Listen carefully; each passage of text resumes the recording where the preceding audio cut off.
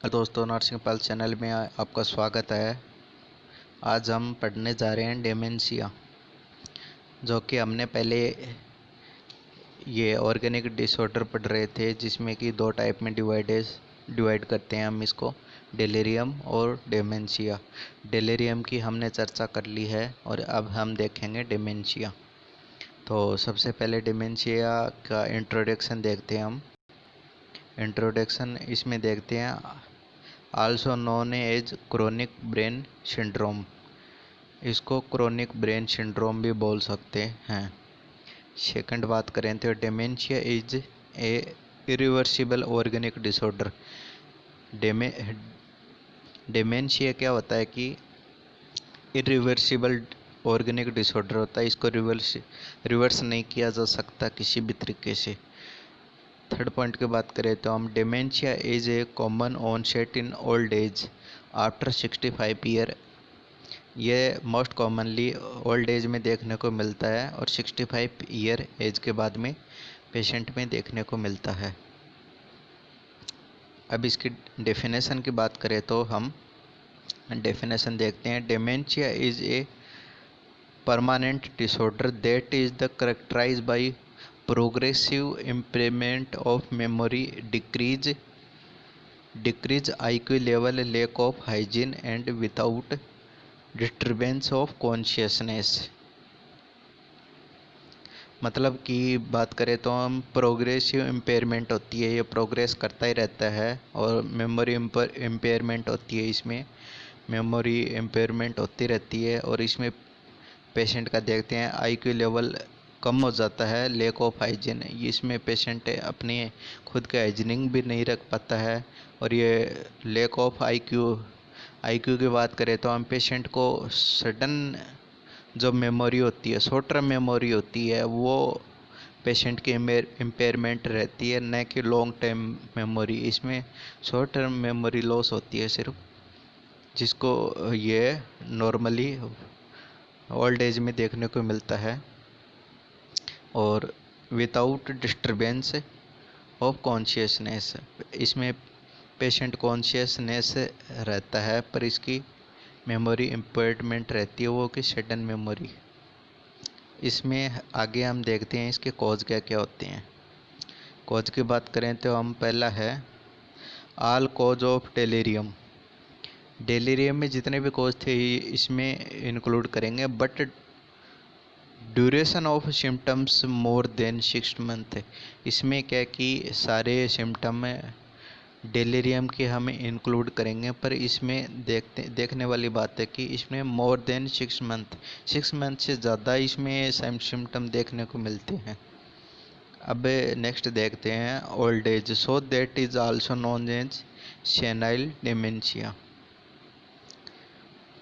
इसको old age senile dementia भी बोल सकते हैं।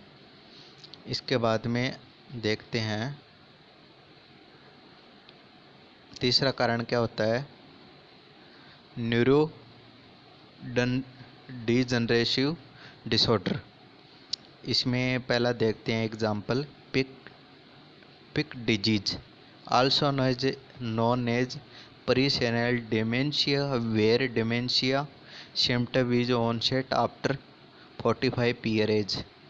इसको पिक डिजीज भी बोलते हैं और also known as presenile dementia, where dementia symptom of onset. और ये इनके सिम्टम 45 ईयर के बाद में देखने को मिलता है और इसको प्री-सेनाइल डिमेंशिया बोलते हैं। इसके बाद में देखते हैं पार्किंसन डिजीज। इसमें decrease of dopamine level patient का कम हो जाता है। दूसरा देखते हैं हम हंटिंगटन डिजीज। इसमें डिक्रीज ऑफ एसिटाइल कोलिन, जो कि कोलिनर्जिक है, वो इसमें कम हो जाता है। इसमें हम देखते हैं next Alzheimer disease, deficiency of acetyl choline neurotransmitter. जो एसिटाइल कोलिन न्यूरोट्रांसमीटर है, इसकी डेफिशिएंसी होती है या फिर डिक्रीज लेवल हो जाता है उसका। इसमें ये मोस्टली न्यूरोजंक्शन के डिसऑर्डर है पार्किंसन डिजीज, हंटिंगटन कोरिया और अल्जाइमर डिजीज। ये अब आगे नेक्स्ट बात करते हैं इसी में ये कि Alzheimer disease is most common cause of dementia. Alzheimer disease होती है वो मोस्ट कॉमन कॉज होती है डेमेंशिया की। इसमें क्या है कि एसिटाइलकोलिन न्यूरोट्रांसमीटर होता है, उसका सिक्रेशन कम हो जाता है या फिर उस वजह से ये देखने को मिलता है। और इसमें देखते हैं स्ट्रोक, सीवीए। सीवीए में भी ये मोस्ट कॉमन देखने को मिलता है। मल्टी या इसको बोल सकते हैं multi infarction. Second most common cause of dementia, ये स्ट्रोक होता है, सीवीए होता है, जो कि सेकंड मोस्ट कॉमन कॉज होता है डेमेंशिया का। और इसको सीवीए की फुल फॉर्म की बात करें तो हम सेरेब्रोवैस्कुलर एक्सीडेंट इसको हम बोलते हैं। इसके बाद में एक क्वेश्चन देखते हैं, what is the most common cause of dementia is India. India की बात करें तो हमें मोस्ट कॉमन कॉज कौन सा होता है। पहला देखते हैं अल्जाइमर डिजीज, दूसरा है मल्टी इन्फाक्शन, तीसरा देखते हैं वर्निस कैसियोकर्स्कोफ सिंड्रोम, और चौथा ये डी की बात करें तो हम हाइपोथायरॉयडिज्म। ये मोस्ट कॉमनली इंडिया की बात करें तो हाइपोथायरॉयडिज्म में देखने को मिलता है। वर्नियस कैसियोकॉफ ये एल्कोहलिज्म पेशेंट में देखने को मिलता है। और अल्जाइमर डिजीज़ की बात करें तो हम ये न्यूरोट्रांसमीटर या जंक्शन एसिटाइलकोलिन का लेवल कम हो जाता है तो तब ये देखने को मिलता है। अब आगे देखते हैं, हम आगे बढ़ते हैं, इसकी स्टेजेस की बात करते हैं डेमेंशिया की, कौन कौन सी स्टेज होती है। इसमें पहला देखते हैं अर्ली स्टेज ऑफ डेमेंशिया। इसकी ड्यूरेशन होती है 2 से 4 ईयर तक। इसके सेम सिम्टम देखने को मिलते हैं। पहला है कैटेस्ट्रोफिक बिहेवियर, इसमें एग्रेसिव बिहेवियर भी बोलते हैं इसको। इसके बाद में नेक्स्ट बात करते हैं forgetfulness daily routine work. Forgetfulness होती है डेली रूटीन वर्क की। अब इसमें हमने पहले ही बताया था कि डेमेंशिया में लॉन्ग टर्म मेमोरी प्रेजेंट रहती है, पर उसको रिकॉल करने में टाइमिंग लगता है, या फिर ये रिसेंट मेमोरी तो कुछ याद रहता है कुछ नहीं याद रहता है, इसमें ये देखने को मिलता है। इसके बाद में एक क्वेश्चन देखते हैं, what is the question ask by nurse to confirm the recent memory. अगर किसी नर्स को ये डेमेंशिया पता करना है तो वो क्वेश्चन करेगी, what do you eat in breakfast. आपने ब्रेकफास्ट में क्या खाया था। तो अगर पेशेंट जवाब नहीं देता तो समझ लेना चाहिए कि डेमेंशिया है। इसके बाद में नेक्स्ट पॉइंट की हम बात करें तो इसमें judgemental deficient patient is unable to take decision. इसमें पेशेंट डिसीजन नहीं ले सकता जल्दी से, जजमेंट इम्पेयरमेंट हो जाता है इसमें। सेकंड की बात करें तो decrease interest of patient his environment where is live. जहाँ पे पेशेंट रह रहा है वहाँ पे पेशेंट का ये एनवायरनमेंट से इंटरेस्ट ख़त्म हो जाता है उस एनवायरनमेंट से जहाँ पे वो रह रहा है सराउंडिंग एरिया में। आगे बात करें तो हम patient hesitate to perform the any task. ठीक है। इसके बाद में हम देखते हैं मिडिल स्टेज।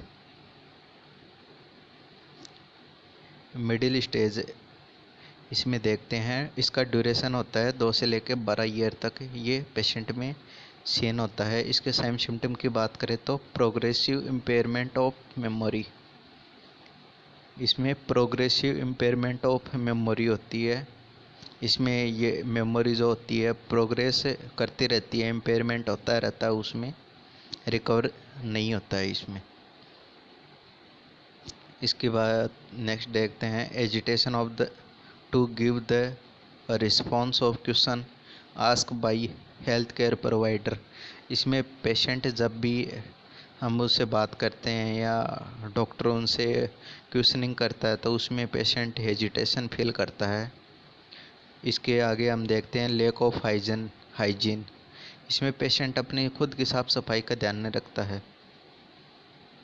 नेक्स्ट बात करते हैं एमलेस वेंडिंग। इसमें एमलेस वेंडरिंग इसमें पेशेंट में मोस्ट कॉमनली देखा जाता है, मतलब बिना वजह ही घूमता रहता है। इसके बाद में देखते हैं इमीडिएट मेमोरी लॉस। इसमें इमीडिएट जो मेमोरी है वो लॉस होती है।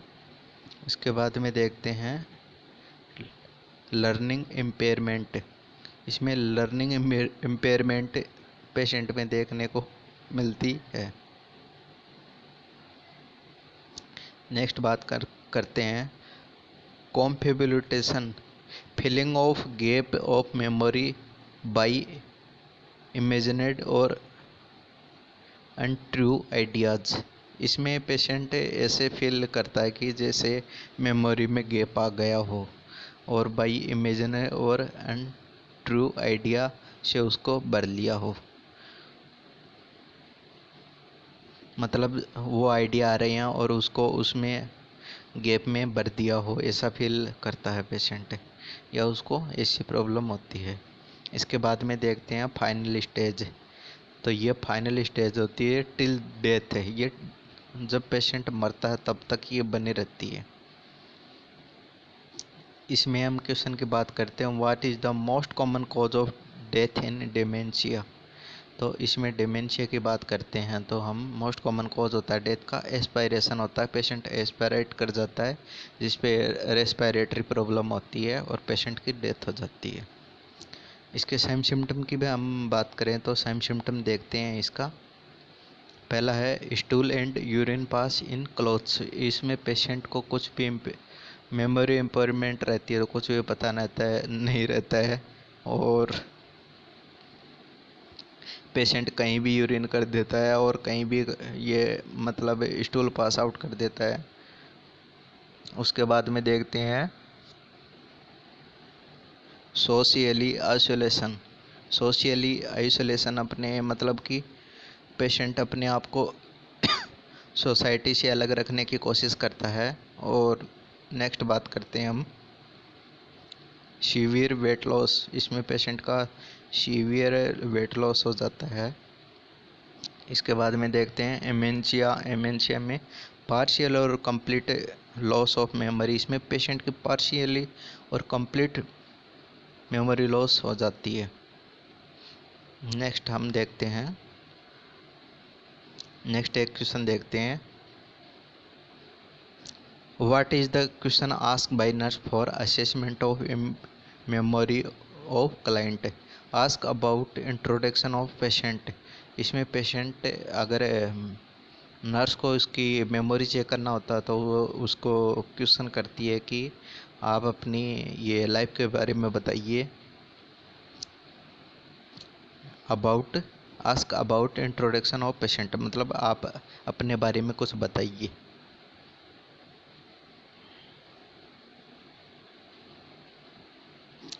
अब देखते हैं ask date of birth to confirm remote memory. मतलब अगर पेशेंट ने अपने डेट ऑफ बर्थ बता दी तो ये कंफर्मेशन करता है कि पेशेंट की रिमोट मेमोरी प्रेजेंट है। इसके बाद में देखते हैं अप्रेक्सिया मीनिंग में क्या मीनिंग देखते हैं इसकी। Patient is unable to perform purposeful activities.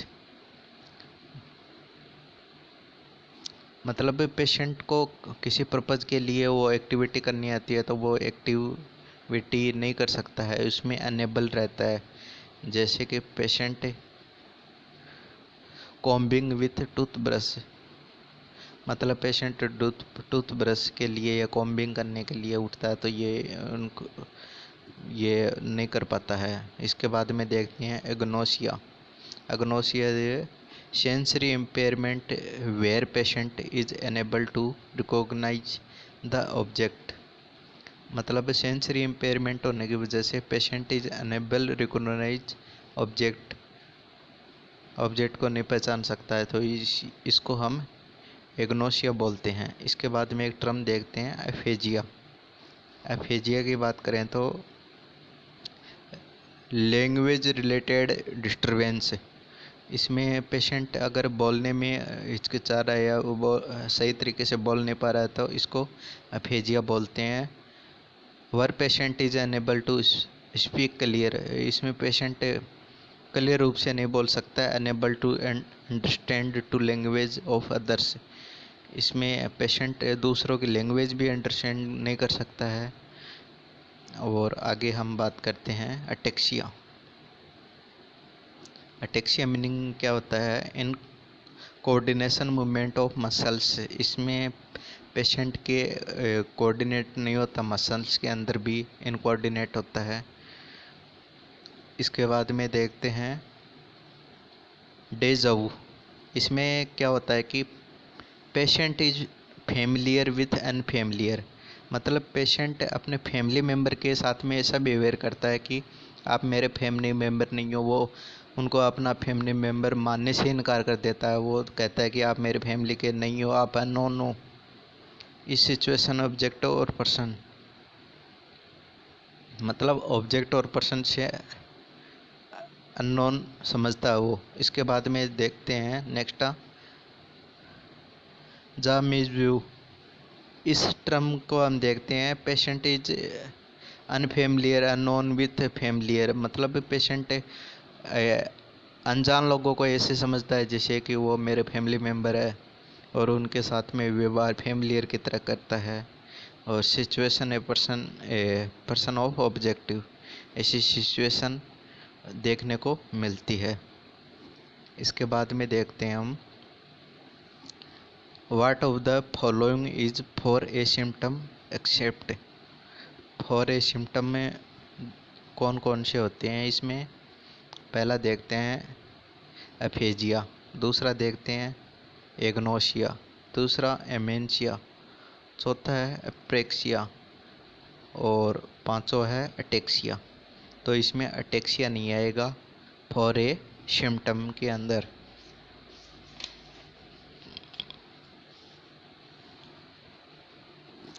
इसके बाद में देखते हैं इसके डायग्नोसिस क्या क्या होते हैं। डायग्नोसिस की बात करते हैं, पहला डायग्नोसिस देखते हैं क्लॉक ड्राइविंग टेस्ट। इसमें देखते हैं use to assess neurological impairment, जैसे कि अल्जाइमर डिजीज़ का कंफर्म करने के लिए कि अल्जाइमर डिजीज़ की वजह से इनको डिमेंशिया नहीं हुआ है, तो ये पता करने के लिए क्लॉक ड्राइविंग टेस्ट करते हैं। दूसरा देखते हैं ये मिनी मेंटल स्टेटस एग्जामिनेशन, इसका पेशेंट का किया जाता है for use check the cognitive function of patient. Patient के कॉग्निटिव थिंकिंग ये अब चेक करने के लिए पेशेंट का मिनी मेंटल स्टेटस चेक किया जाता है। इसमें हम बात करें तो कौन कौन से पैरामीटर्स चेक किए जाते हैं मिनी मेंटल स्टेटस एग्जामिनेशन में, पेशेंट के कौन कौन से पैरामीटर देखने को मिलते हैं। पहला है लैंग्वेज। लैंग्वेज को हम देते हैं 9 पॉइंट, कि लैंग्वेज उसको नॉर्मल बोल रहा है या फिर अंडरस्टैंड कर रहा है, उसको 9 पॉइंट देते हैं। उसके बाद में अटेंशन एंड कैलकुलेशन, इसमें अटेंशन के लिए पेशेंट को उल्टी गिनती या जैसे कि मल्टीप्लिकेशन या एटीसी वगैरह करवाते हैं और उसको 5 पॉइंट देते हैं। उसके बाद में देखते हैं पेशेंट के ओरिएंटेशन है कि नहीं। ओरिएंटेशन अगर पेशेंट है तो है या नहीं है उसको पता लगाते हैं, जैसे टाइम पैलेस वगैरह एटीसी वगैरह पूछते हैं। इसके बाद में देखते हैं रिकॉल। रिकॉल अगर पेशेंट किसी चीज़ को रिकॉइल कर देता है तो उसको 3 पॉइंट देते हैं। जैसे कि कलर के बारे में बताते हैं, फ्रूट्स के बारे में, फूड के बारे में बता दिए, रिकॉल कर लेता पेशेंट। इसके बाद में देखते हैं रजिस्ट्रेशन। रजिस्ट्रेशन का 3 पॉइंट देते हैं, जैसे फूड, रेन, कलर, etc। ये तरीके से क्वेश्चन पूछे जाते हैं। इसमें टोटल 30 पॉइंट होते हैं। और अब देखते हैं 25 से लेके अगर 30 पॉइंट तक है तो पेशेंट नॉर्मल है। 19 से लेके 24 पॉइंट मिल रहे हैं तो पेशेंट को माइल्ड डिमेंशिया है। और 13 से लेके 18 तक है तो ये देखते हैं मॉडरेट कंडीशन है पेशेंट की। और लेस देन 12 पॉइंट है तो सीवियर डिमेंशिया है, पेशेंट को बहुत ज़्यादा सीवियर कंडीशन में है।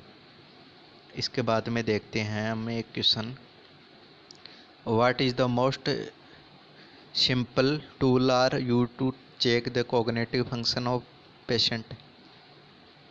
इसमें क्या क्या पूछता है पेशेंट से, ask the continuity in ascending order. Ascending order की कंटिन्यूटी में पूछता है। इसके बाद में देखते हैं एक क्वेश्चन और,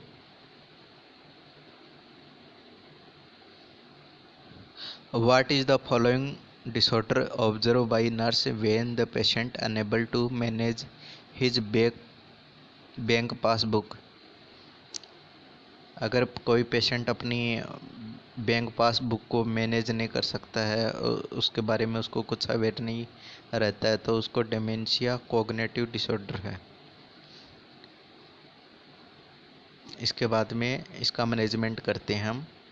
मैनेजमेंट की बात करते हैं तो maintain personal hygiene of patient. Patient की पर्सनल हाइजीन को मेंटेन करेंगे। इसके बाद में नेक्स्ट देखते हैं lock the door at day time.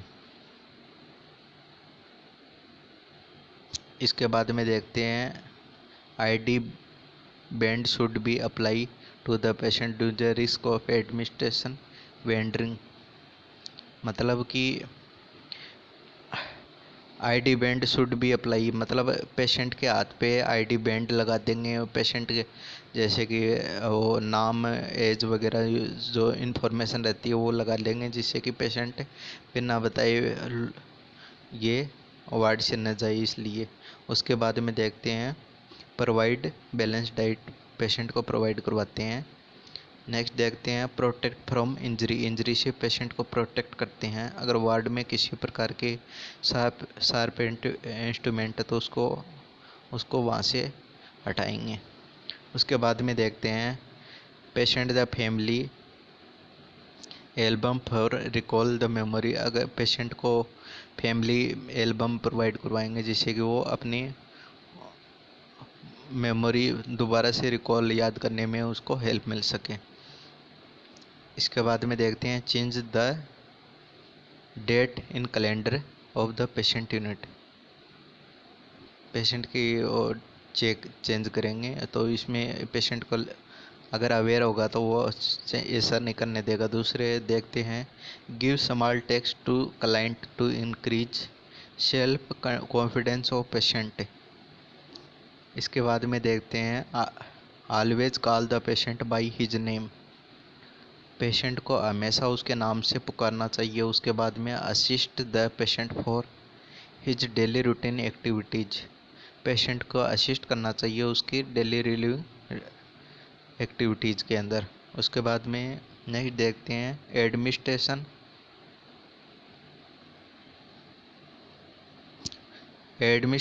फ्यूगोस्टामाइन to improvement the memory, क्योंकि ये एसिटाइलकोलिन को ये बढ़ाता है तो फ्यूगोस्टामाइन ये ड्रग्स देते हैं जिससे पेशेंट की मेमोरी इम्प्रूवमेंट होती है। थैंक यू दोस्तों, हमारे साथ ही में यूँ ही जुड़े रहें और आने वाले वीडियो के साथ में जुड़ने के लिए चैनल को सब्सक्राइब करें, लाइक करें, शेयर करें और बेल आइकन को दबा लें। Thank you.